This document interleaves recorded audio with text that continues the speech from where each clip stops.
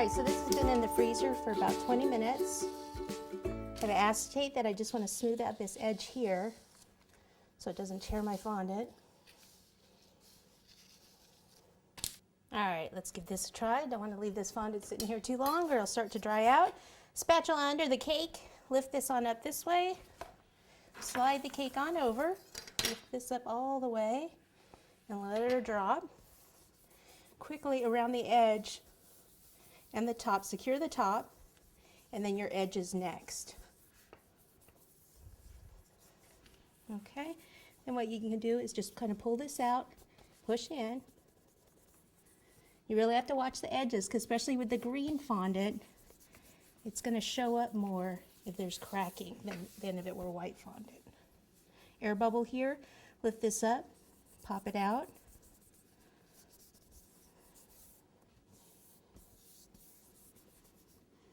Okay, we want to go about halfway down all the way around and then continue that pattern.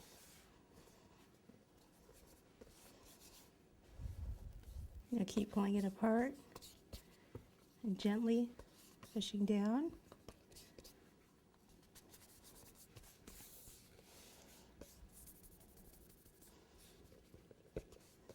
Now here that's going to be too much down excess, so I can get some of that off.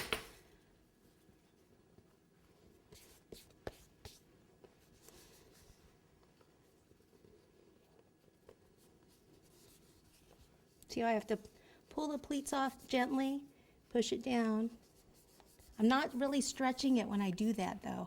Some people tend to want to really pull and stretch it. I just do it very, very gently. Need to get rid of some of this. All right, well, as you can see, this was a disaster. First time I covered, started stretching too much, drying out too much at the bottom.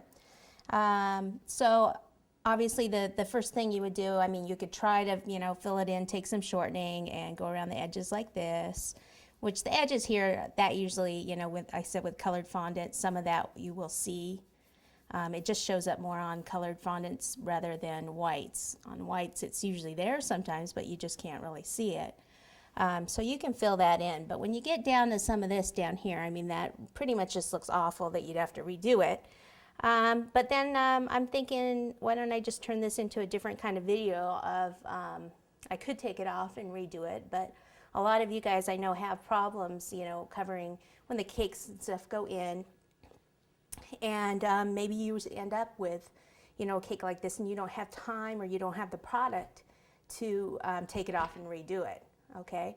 So I thought, why not just make this into something like, let me show you how to continue with this and make it look like none of this happened by the end of the cake. So that's what we're gonna do here. It's kind of a challenge, okay? So we're gonna have a band around here and that's gonna cover most of it.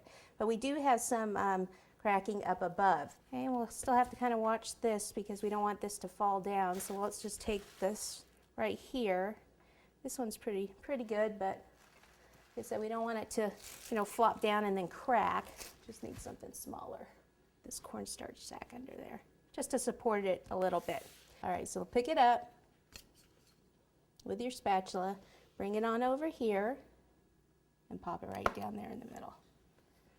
Okay, now take the spatula underneath in the back and then set it down. Okay, all right, there we go. Telling you, this will look excellent and you don't have to waste more time taking it off.